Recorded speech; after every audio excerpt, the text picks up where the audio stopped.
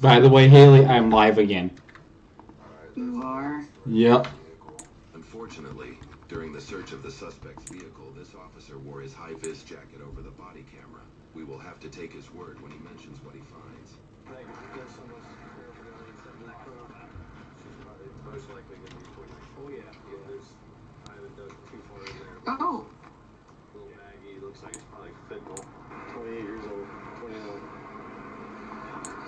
They said the trooper was alert and talking. Yes, they said he was actually out of trauma already. Oh really? Alert and conscious, doesn't know what happened. Oh, okay. Official head injuries with lots of blood. Appears to be moving all extremities. I can't get so fucking sleepy. Sleepy, bye-bye. She admitted to, Suboxone, gabapentin, just some other drugs, but says she's been sober for 10 days. Yeah. So. And wake up, please. It is a rental car. We got a recording from OnStar of that email calling, sounding messed up, saying that you just hit a cop. So we're going to send that to whoever is doing right now. So we've got an OnStar call. They've got an OnStar call from the at-fault saying she thinks she just hit a cop. After she did? Yeah. Are you serious? You just said. That's crazy. By the way, sure sounds like we do. We're going to prosecute. Both the driver and the officer sustained injuries, but were able to make recoveries. According to reports, the driver at fault for the crash was charged with aggravated vehicular assault, possession of a fentanyl-related compound, possession of cocaine, an additional charge for vehicular assault and operating a vehicle while under the influence. Initially, the suspect pled not guilty to all charges, but eventually pled guilty when a plea deal was presented. She pled guilty to aggravated vehicular assault and possession of a fentanyl-related compound. All other charges were dropped. For this, she was sentenced to 6 years in prison with 2 years of post-release control. 6 years.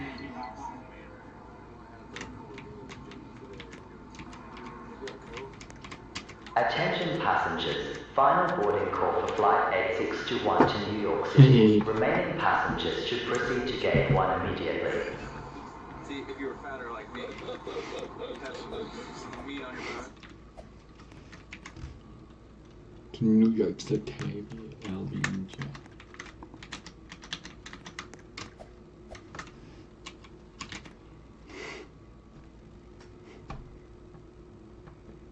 The morning begins at Logan International Airport in Boston. It's just after sunrise, a normal, quiet Tuesday. American Airlines Flight 11 is already taxiing towards the runway, preparing for its journey to Los Angeles.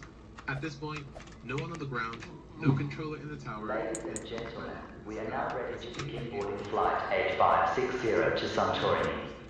Flight 11 takes off with 92 people on board. First class and business passengers, you are now welcome to board. Aircraft planned smoothly, contacted air traffic control as expected, and joined the busy flow of traffic leaving the northeast corridor. Attention passengers, for everyone's safety, please keep your personal belongings with you at all times. Unattended luggage may be removed by airport security.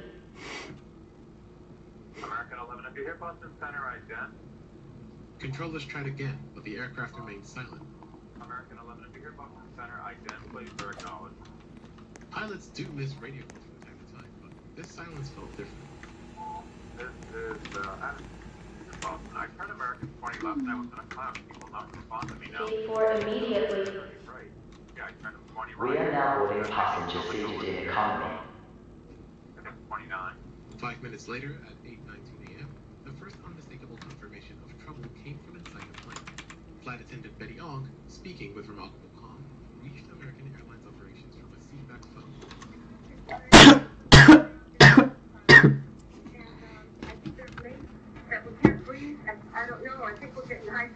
Shortly afterward, the plane's transponder was switched off.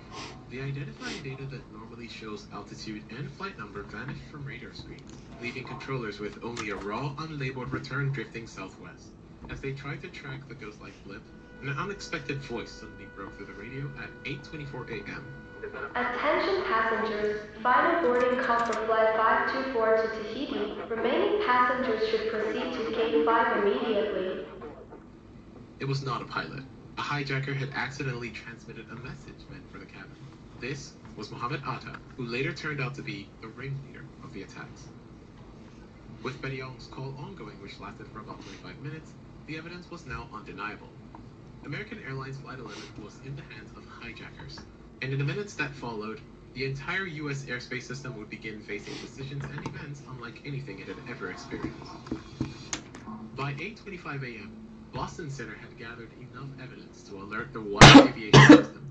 Controllers informed their supervisors that Flight 11 was certainly hijacked.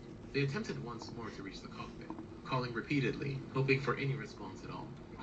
At the same time, they were listening to Betty Ong's call relayed through American Airlines, learning about the violence unfolding on board. The situation escalated quickly. Supervisors at Boston Center contacted the FAA Command Center in Herndon, Virginia, reporting a confirmed hijacking in progress. The FAA began forwarding the information to other regional centers, instructing them to watch for irregularities on nearby aircraft. In these early minutes, the uncertainty was overwhelming. No one knew whether this was a single isolated event or something far larger. At 8:32 a.m., another concerning detail emerged. Controllers noticed that Flight 11 had begun turning sharply to the south, away from its original route to Los Angeles. The turn was deliberate and coordinated. This confirmed what the hijacker's radio transmission had suggested. Someone in the cockpit was steering the aircraft. The FAA, now fully aware of the gravity, this is your captain for the flight deck. Welcome aboard the flight. At 8:34 We're expecting a smooth ride today, so the seatbelt sign should remain off for most of the flight. Thanks for flying with us, and once again, welcome aboard. We have a problem here. We have a hijacked aircraft headed towards New York, and we need you guys to, we need someone to snare us. Ladies and gentlemen, we are preparing for departure. Please ensure your seatbelt is fastened, your seat back and tray table are upright, and all carry-on items are stowed.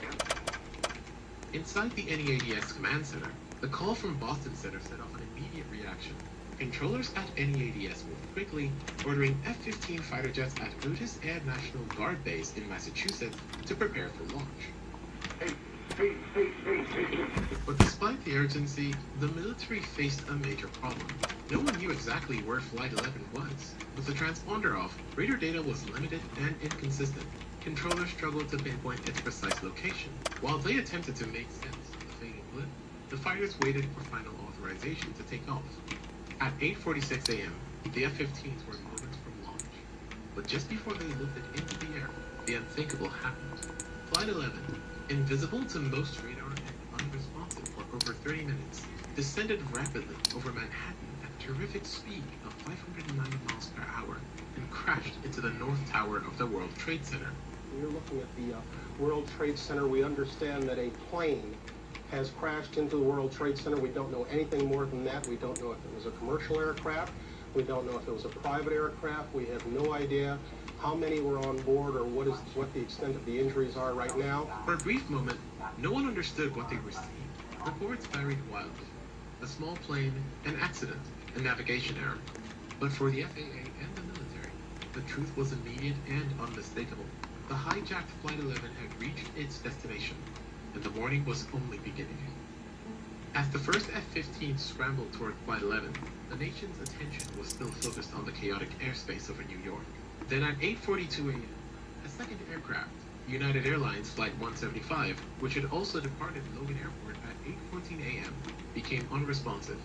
The first operational evidence that something was abnormal on United 175 came at 8:47, when the aircraft changed beacon codes twice within a minute.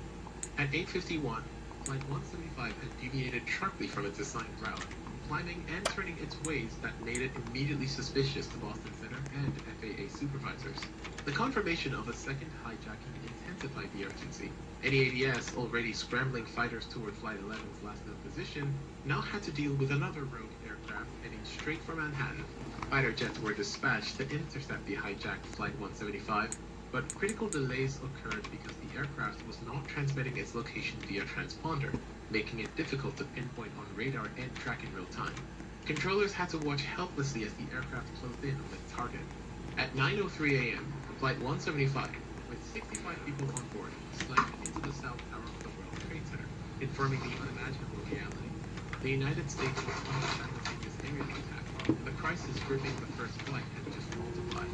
The impact of Flight 175 into the South Tower sent shockwaves through the entire aviation system. For the first time in U.S. history, the FAA faced an unprecedented decision: how to secure the skies when multiple aircraft were hijacked and already on course for destruction. A few minutes later at 9:06 a.m., the agency issued a nationwide ground stop, ordering that no plane in the United States be allowed to take off. This directive applied to thousands of commercial flights, private jets, and even small general aviation aircraft. Runways across the country froze, towers went silent, and controllers shifted entirely from routine operations to emergency management.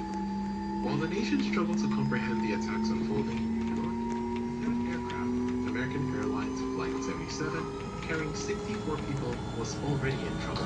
Departing Washington Dulles Airport at 8:20 a.m., the flight planned only before receiving unresponsive routine radio calls. At 8:54 a.m., the aircraft deviated from its assigned route, turning south. 2 minutes later, its transponder was switched off, making the aircraft significantly harder to track. By 9 a.m., even primary radar contact had been lost. Controllers at the Indianapolis Air Traffic Control Center. Ladies and gentlemen, we will be dimming the cap for during the flight.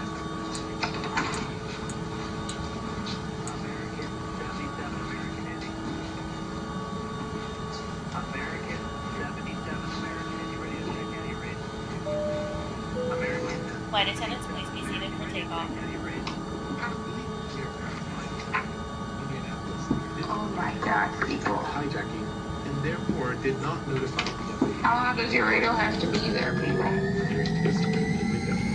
As the minutes passed, scattering reports began to surface. NEADS receiving confusing and incomplete information. First, that Flight 77 was missing. Then, that an unidentified fast-moving aircraft was heading toward Washington. Despite never receiving an official hijack notification for the flight, NEADS scrambled 2 F-16s from Langley Air Force Base in Virginia. But as the earlier hijackings, radar limitations, communication gaps, and initial wrong vectors slowed the response, the fighters flew east over the Atlantic Ocean instead of heading to Washington, D.C., unaware that the threat was already closing in.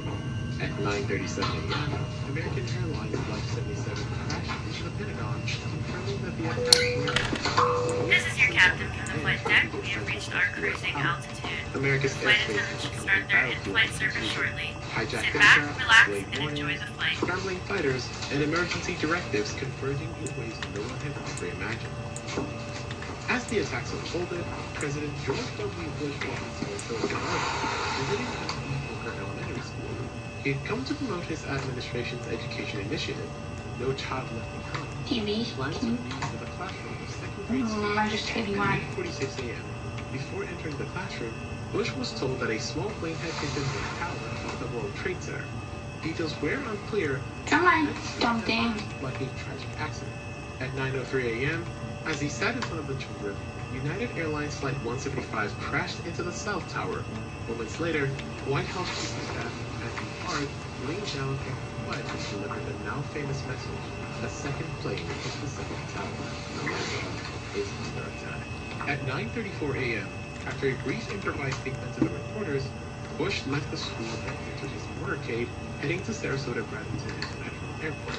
En route, he received yet another devastating update. The Pentagon had been hit when American Airlines Flight 77 had struck the nation's military headquarters at 9:37 a.m., confirming that the attacks were broader and more coordinated than anyone realized.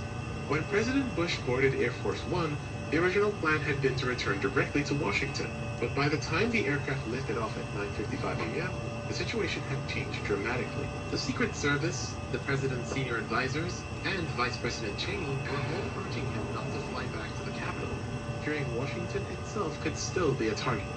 Reluctantly, the President agreed. At approximately 10:10 a.m., Air Force One veered west, abandoning the route to Washington and beginning a search for a secure alternative. The immediate priority was to locate a safe base, close enough to reach quickly, where the President My hair, another baby in that game, daddy. statement to the nation and give the citizens Shit. time to organize and secure everyone traveling. Oh my god. During the flight, the President's military aide and an Air Force officer quickly evaluated possible locations. Around 10:20 a.m., Barksdale Air Force Base in Louisiana was identified as the best interim destination, secure, distant from potential threats, and equipped to handle both communications demand and the heightened security posture of that day. At this point, the focus returns to the unfolding crisis in the morning skies over the United States, where air traffic control players and military operations struggled to manage the chaos caused by the hijacked flights. After Flight 77 struck the Pentagon at 9:37 a.m., the airspace over Washington, D.C. immediately became one of the most highly controlled air zones in the country. Military authorities established an instant no-fly zone, forbidding any civilian aircraft from entering the area. Fighter jets patrolled the skies over the Capitol, authorized to take defensive action against any plane that appeared to pose a threat. These measures marked an unprecedented step in domestic air defense. The combination of restricted airspace, armed escorts, and continuous monitoring reflected the urgency and gravity of the situation. For the first time in U.S. history, the nation's most sensitive airspace was effectively on lockdown, with military personnel ready to respond to any perceived threat within minutes. By 9:42 a.m., the FAA made an unprecedented decision. Ladies and gentlemen, we will now begin our in-flight service. Our crew will be coming through the cabin with food and beverages. General aviation aircraft. Controllers worked urgently to direct pilots to the nearest suitable airports, while coordinating with airports suddenly flooded with incoming flights. Within just 2 hours, more than 4,500 planes had safely touched down, marking the largest and fastest grounding of aircraft in history. The nationwide order not only ensured the safety of passengers and crew, but also cleared the skies for military operations and emergency response. What had begun as isolated hijackings had transformed into a total disruption of the nation's airspace. With all U.S. airspace grounded, attention quickly turned to transatlantic flights still en route to the United States. Canada implemented Operation Yellow Ribbon, an emergency plan to handle inbound aircraft during crises. Over 200 flights that would have landed in New York, Boston, and other U.S. airports were diverted to Canadian airfields, including Gander, Halifax, Montreal, and Vancouver. Small towns like Gander suddenly found themselves hosting thousands of stranded passengers.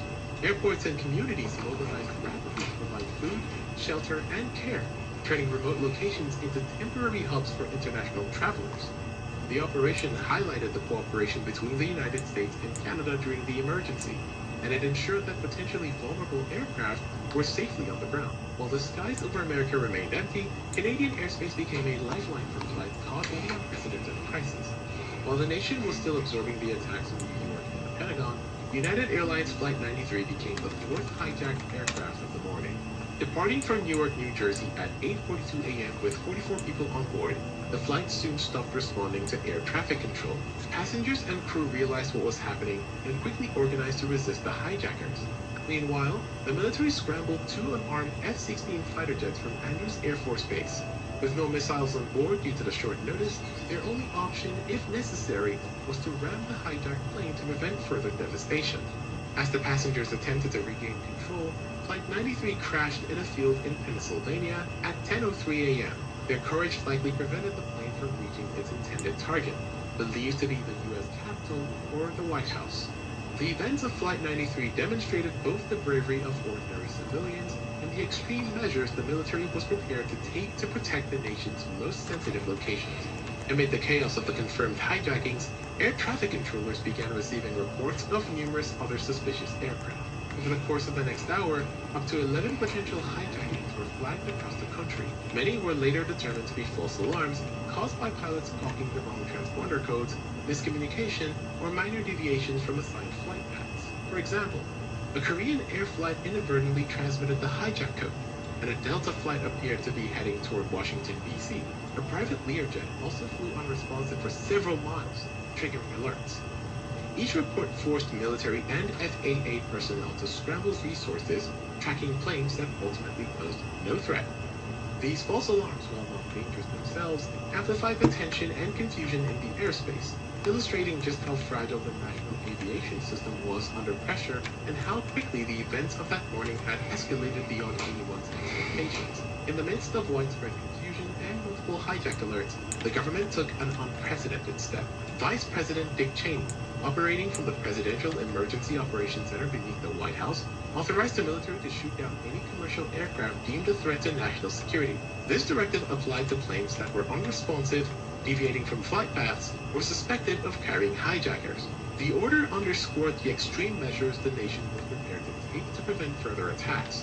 Fighter pilots were now operating under rules of engagement never before applied to Mr. Captain, from the flight deck, we have started our initial and if descent and will be necessary, landing destroy soon. aircraft Thanks to for protect flying with major us, and we hope population to see you centers. again soon. For the first time, American skies were effectively a battlefield. Ladies and gentlemen, the cabin crew will be coming through the cabin shortly to collect any trash. Thank you. Highlighted the gravity of the crisis and the extraordinary pressure on both civilian and military aviation personnel that morning. By noon, the FAA had completely closed U.S. airspace, an unprecedented move in the nation's history. No aircraft was allowed to take off, and all flights already airborne had landed at the nearest suitable airports. This action affected thousands of commercial, private, and general aviation planes, effectively emptying the skies of the continental United States. Meanwhile, Air Force One, which had earlier departed Florida along our random route to Barksdale Air Force Base in Louisiana, continued its protective maneuvers. After a brief stop at Barksdale, where also Bush made his first formal televised statement of the day, the aircraft departed around 1:45 p.m., flying entirely alone through empty U.S. airspace toward Offutt Air Base in Nebraska, home of U.S. Strategic Command and one of the most secure underground bunkers and advanced communications hubs in the nation. There, Bush held a full national security meeting via secure video link as the country's airspace was locked down for the first time in history. At approximately 4:30 p.m., once its mission at Offutt was complete, Air Force One departed for Joint Base Andrews near Washington, D.C., arriving that evening around 6:54 p.m. From there, Bush was flown by Marine One to the White House, where the nation awaited the threat. The carefully controlled movements of Air Force One highlighted the extraordinary measures taken to protect the Commander-in-Chief while the nation's airspace remained in a historic state of lockdown. The attacks of September 11, 2001 left an indelible mark on the United States and the world, fundamentally transforming the way air travel and national security are managed. In the immediate aftermath, the FAA and military re-evaluated procedures for hijacking detection, emergency response, and communication between agencies. Airspace control became far stricter, with permanent protocols to ground flights, establish no-fly zones, and scramble fighter jets in the event of suspected threats. The creation of the Transportation Security... Is it really freaking 12:30 already? Cockpit doors, passenger screening, and standardized protocols for in-flight security reflect a new era of vigilance. Airlines and military operations were forever altered, learning to operate in a system where the possibility of domestic aerial threats is taken as seriously as any external attack. Even 2 decades later, the legacy of 9/11 remains evident every time a plane takes off. Air traffic control is more tightly coordinated, security procedures are far more strict, and the military maintains rapid response capabilities for potential airborne threats. The skies over America, once taken for granted as safe and open, are now incredibly complex with lessons learned from one of the most catastrophic days in history. Thank you for watching.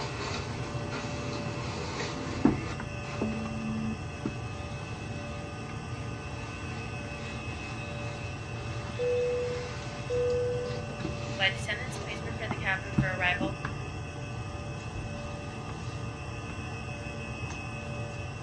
I just farted for the washi-washi.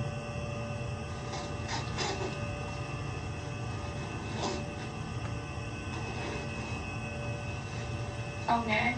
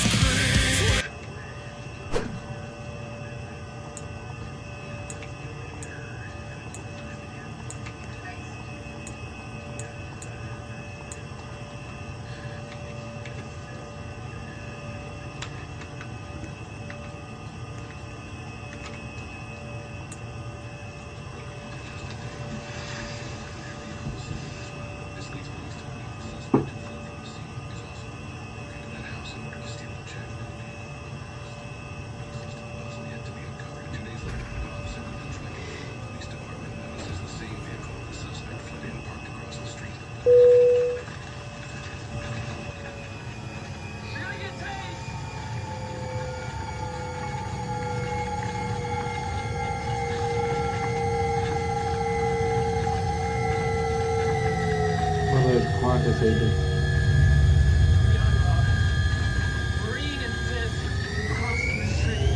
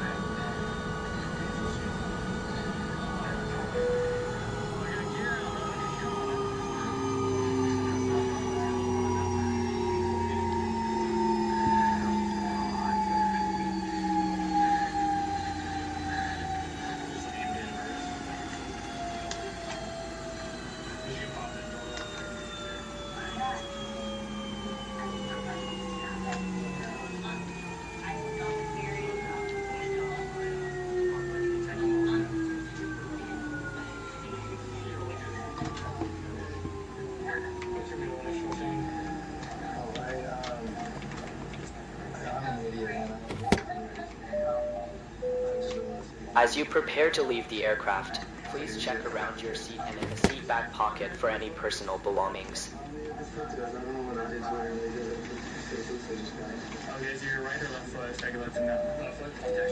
If you are connecting to another flight, please check the terminal monitors for your gate and departure information.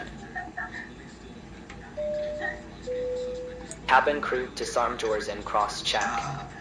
Excuse me.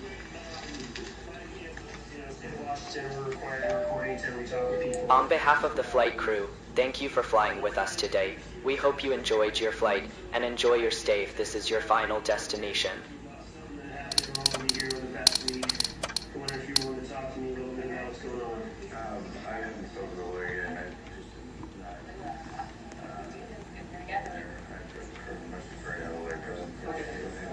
So kind of what's happening, just so you know, we'll talk about it. Incident happened this week. Officer with body cameras. The officer says you ran from him on some stuff. He's requesting a warrant to get rid of you here. So what'll probably happen is I'll go back here, right? It's decent for the job. So I'll see what the judge, PA tenders a warrant for you. And you get ready back along and you can go for this. I will talk with you again. So I think we'll get you a attorney. Do you have any other warrants around here that you got? Attention passengers, final boarding call for flight 6961 to Tahiti. Remaining passengers should proceed to gate 8 immediately.